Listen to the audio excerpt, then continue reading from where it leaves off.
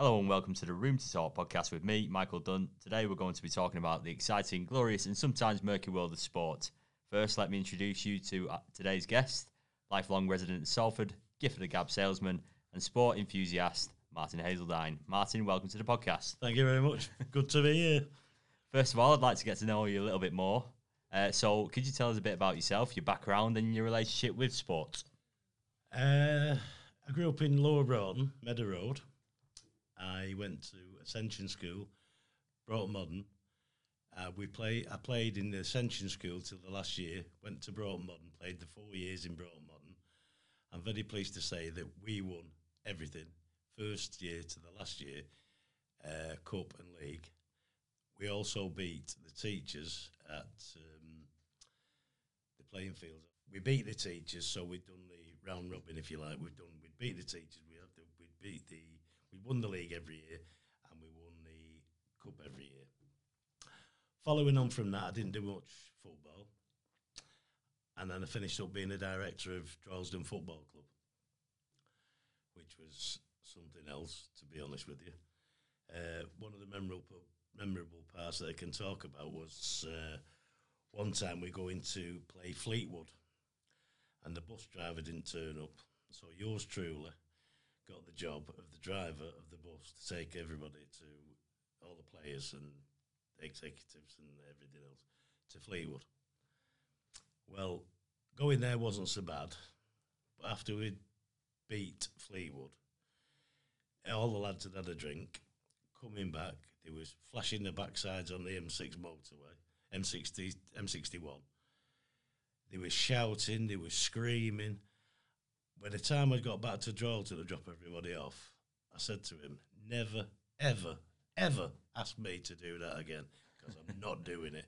We're lucky we haven't all been nicked on the M61 motorway, and I'm not doing it again. So that was that. Then I came out of Droylsden, and that was it, really. I've not... I play bowls from time to time, snooker. That's about the strength of it, really. You got an all-round interest in sport, though. Oh, yeah. Well, what would be your favourite sport, would you say? Football, without a shadow of a doubt. Yeah. Manchester United. Absolutely. Right choice there. Cut me in half and red and white. Yeah. So you've been a Manchester United fan all your life? All my life. We used to go there, went from being about 8 years old. Got another story about that, as it so happens. We used to go every Saturday morning. We used to queue up at 12:30. Gate doors used to open at 1 o'clock in the Stretford end. We'd run in and get our spot next on the left-hand side, or if you're looking at it from the pitch, the right-hand side of the goal. That's where our pitch was. We used to go there every week, home games. Anyway, we went round for my mate this Saturday, and he said, I can't come. So I got my brother. So we said, well, ask him, man, can your brother come? He asked us. He said, yeah, no problem. We get to Old Trafford, running up the stairs, down the stairs at the other side, and the stanchions that used to keep the crowd separated. They had big metal stanchions. So we're legging it down to get our pitch.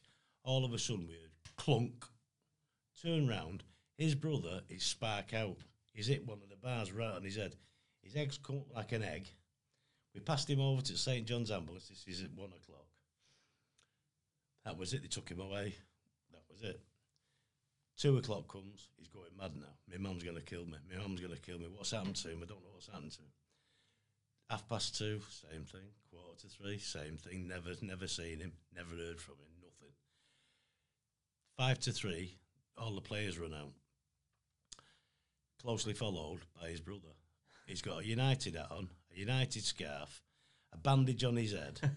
The programme signed by all the players. He's only been sat in the dressing room with all the players, and as far as I'm aware, from that day to this, he's never been to another game. So not even interested. Not interested whatsoever. Maybe the bang to the head might have caused him a little bit of amnesia. Forgot his interest in football, eh? Unbelievable. So those were the days, weren't they? I mean, what's your relationship been like with Man United over the years then? Very good. Yeah, very good. I've got, well, to be fair, I had the ball up to about 3 years ago that they played within the 1968 European Cup final. the match ball, apparently. Anyway, my mother won it in a raffle at the old Salford Royal Hospital for 2 and 6. So I spoke to Bobby Charlton about it. He wouldn't confirm that it was the match ball, but apparently, all in all, that was what we got told. He donated the match ball for funds for fundraising. I went to offer it to the United Museum, and apparently everything in United Museum is on loan from various people. So they said, we'll take it on loan for 10 years and we'll leave it in the museum. You'll have to insure it. Right. So I went, oh, thanks very much. Well, I'll tell you what I'm going to do. I'm taking the ball home. I'm taking my ball home. And that was the end of that, yeah. I wrote to FIFA in Switzerland. They said the match balls that was played with were this type of ball. So yeah, we can't nail it. Verify it. Down yeah. That it was the match ball. Well, you seem to have some connections though, high up in Manchester United. You've been able to speak to Bobby Charlton himself. Have you met a lot of the players over the years? I've met, going back, George Best, Bobby Charlton, all the old, Alex Stepner at the Old Cliff. I used to go there watching them train. George Best was the first one in and the last one out. He used to kick the ball against the wall when they'd all gone. Left foot, right foot, left foot, right foot. He didn't have put some hours in on that. And yeah. Was that your experience as a young man then? Obviously, back in the day. Yeah. Yeah. Well, it was after the '68 European final that I used to started going down there. And funnily enough, they all got Lotus Cortinas as a prize. Yeah. And they all parked it up there, except George Best, who come in his E-Type Jaguar. Oh, right. Bobby Charlton turned up in his, and a few of the others. Tony Dunn, I think it was, turned up, and Alex Stepner. The white Cortinas with the green stripe down the side of it, Lotus Cortinas. Yeah. And it was no problem then. You could go and talk to them. Nowadays you can't get near them, but in them days you could. Well, that's the thing. It used to be a very sort of a working person sport, isn't it? And obviously these days it's caught up in the commerciality. Obviously, in the last couple of days we've had the debacle over the European Super League. Speaking in April 2021, it's only 2 days ago when United were one of the clubs that were trying to break away and become a member of this isolated European Super League. Have you got your own opinions on that? I have. For one, it was all down to the Americans. Even to the way it was released on 11 o'clock on Sunday night, which was to get the American media involved. All the managers, I presume, didn't know anything about it till they read it. As for all the greedy owners of these clubs, I mean, the owner of City, what does he need it for? He's worth billions. Abramovich, he's worth billions. It's just, I think it's a money making scheme for the likes of Madrid, because they're apparently £1 billion in debt at the moment. Yeah. So that's the only thing I can put it down to. Well, I think it's notable. The first two clubs that did pull out were Chelsea and Man City, and these are the clubs with the wealthiest owners, without a considerable amount of debt. But when you look at Manchester United over the last 15 years since the Glazers came along, we've been saddled with a great deal of their debt and their bank loans and things like that. And it does seem like it was a concerted attempt, doesn't it, to try and service those loans and be able to make sure that they continue to get wealthy. And that seems to be the way it's been over the last 15 years. Well, when they bought Manchester United for £750 million, I think it was, in 2005, not a penny came out of their pocket. It was all financed against the club. Me and you could have bought the club and financed it against the club. That's not very difficult. They've raped it of millions, probably billions now, every year. And, like, this thing now with the European League, it's not going to faze them, because when they took over United, it was Glazes out, Glazes out. And this went on for months and months, years. Nothing happened because they're not bothered. Yeah. They're sat in America.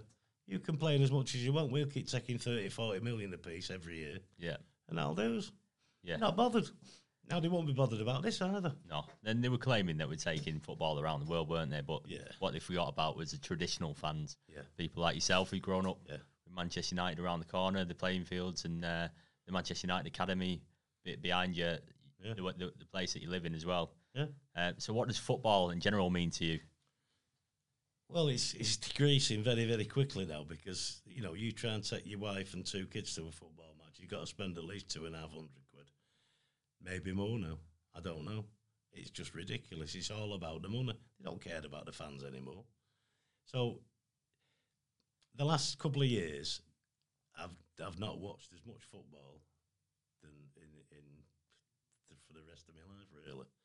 It's just, I'm getting fed up with it, to be quite honest with you. It's all money, money, money. And I don't agree with it at all. There's people that want to go and see it, they can't even get tickets. Then you've got the prawn sandwich lot sat there, and they're getting freebies. What's it all about? Is it for the fans, or is it for promotions for them? Yeah. It doesn't reflect the society that we're living in. Down to money again. Yeah. Yeah, it seems like it is a lot to do with capitalism, doesn't it? Like making sure that if there's an audience there, and they were talking about the younger generation, obviously only really watching for a few minutes, and obviously we've got the issue with young people, as we know, with the devices and the thing, low attention spans and things like that. And it seems like that European Super League was to tap into that. They were talking about potentially charging people for the last 15 minutes of the games for the sake of that's where the action is. Asia and Africa, market 300 million people. Yeah, yeah. Well, don't say you don't. Yeah. If you had a few, you know, a tenner, if you had that up, £3 billion. Yeah. So if they charge them £26 billion a week, split between them, how many games, how many people? 12 clubs, was it? 12 clubs, yeah. So about 22 games potentially, in a year, But there's 22 games potentially. They can't manage the games that they've got now, apparently, because they're always tired. Yeah. You know, they've played Wednesday, they've played Saturday. Yeah. For £300,000 a week. Give me £200,000 a week, I'll play 4 days a week. Yeah. That'll do me. Yeah. I'll be happy with that. What are you going to do with the rest of your days off? Train. So anyway, we've kind of sort of skipped over United's most fruitful era, which was the Sir Alex Ferguson era, which kind of transformed from the old United to the new United. And that's where a lot of the support gathered, and obviously United had a lot of support anyway.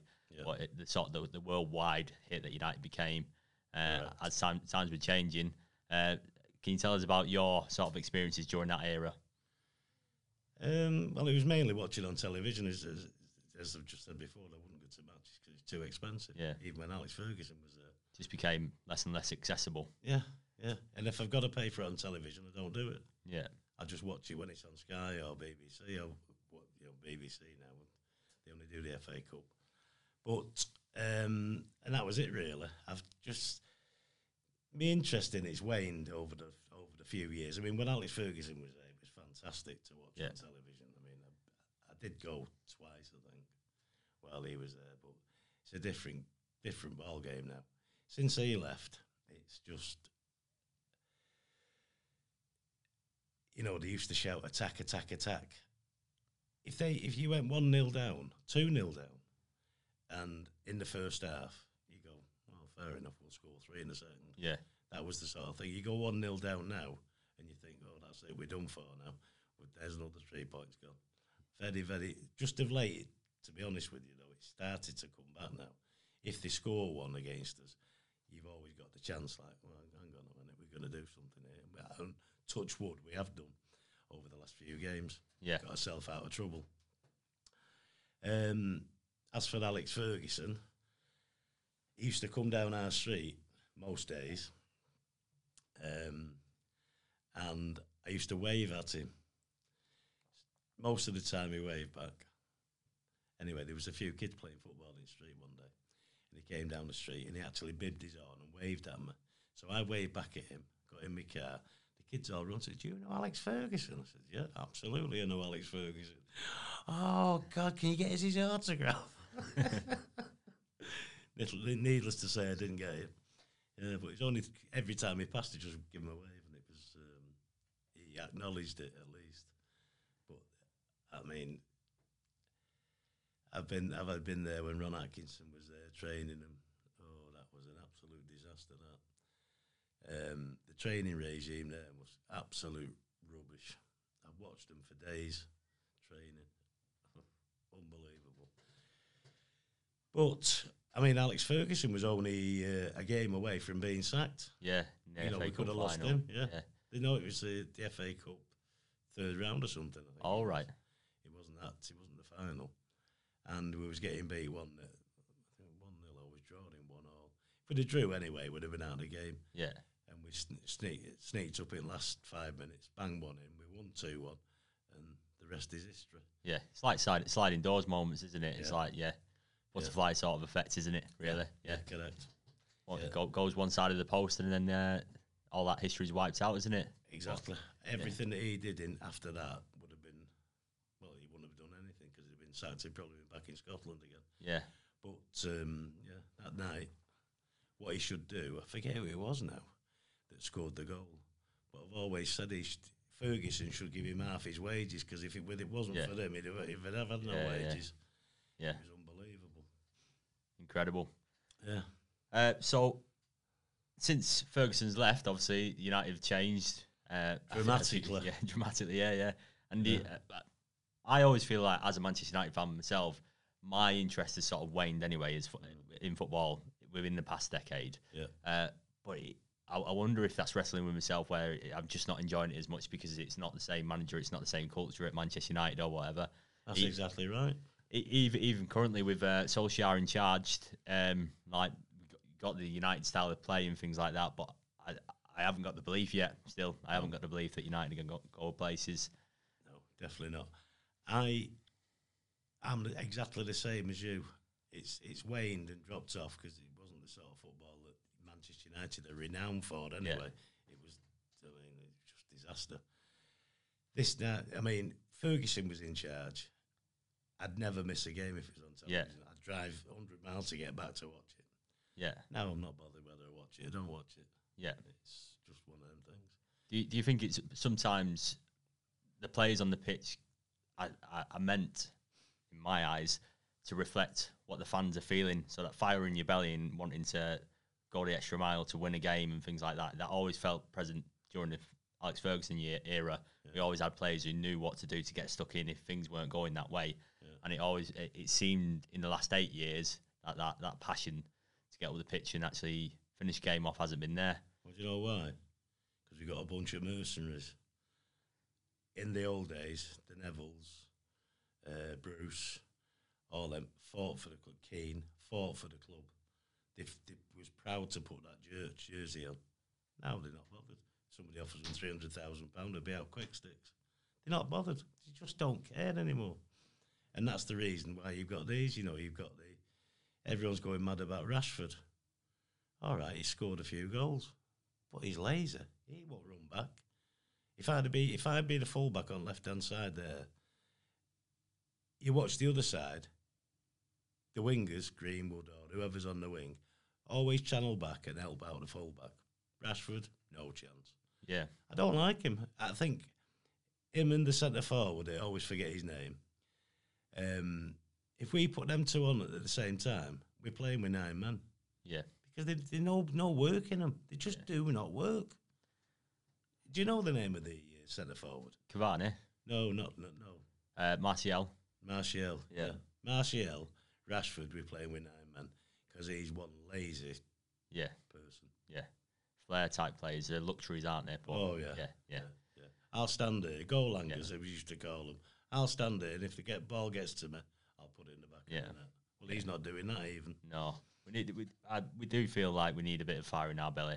Has there ever been a point where you've thought of looking at an alternative to Manchester United? No. No? No. I don't care what other clubs do. I'm still a die-out red. Even after the Glazer takeover, never interested in FC United or... No. with your local team? Wouldn't do it. The only thing I would do if I had a choice to go anywhere from United, I'd go and watch my grandson's team, FC Salford. Oh, okay. I'd go and watch them, or I'd go and watch Salford. Yeah, yeah, yeah. So looking down the road, which it is just only down the road from us at Moor Lane, have you been impressed with what Salford have been doing over the last few years? It's fantastic. I've been in there a few times now. Spoke to Scholes. He's been there. I said to him, "We never thought of getting your boots back on. Give us a lift at Old Trafford." He went, "Not a chance." That was a few years ago now. Yeah, or 2 or 3 years ago. Yeah. Is it? What does it mean then to have that sort of down the road from you as well? Like, because obviously Old Trafford's become inaccessible to you. You watch them on the TV nowadays, but does it matter now that you've got something down the road where it is quite exciting? Exactly, you can go to that. I mean, Salford's up and coming now. We've got the media centre, we've got the football club. Manchester United should be Salford United because it's virtually in Salford. It's fantastic, really. And like I say, this ground up there, the Moor Lane, for Salford, they've spent fortunes on it and doing it well. God knows if they progress, whether that ground's going to be big enough for them, but I don't know where they're going to go after that. But they actually spent fortunes. And it matters, doesn't it, that it's rooted in the community? Of course it does matters. And it's relatively cheap to go and see the games. Yeah. That everybody can go. And everybody should go from Salford. Yeah. Everybody should definitely go and support. So for the future then of football, what can you see for yourself, and what do you hope for the future of your life as a Manchester United or Salford fan? Well, Ole Gunnar Solskjaer has asked me to come back, and I'm considering a comeback. So my future is play for United, get a couple of games for England, and I'll be quite happy. That'll do me. Fantastic. So that's it. Thank you, Martin Hazeldine. Lovely to talk to you today. And Hope you. we can do it again soon. Thank you very much. Cheers. That.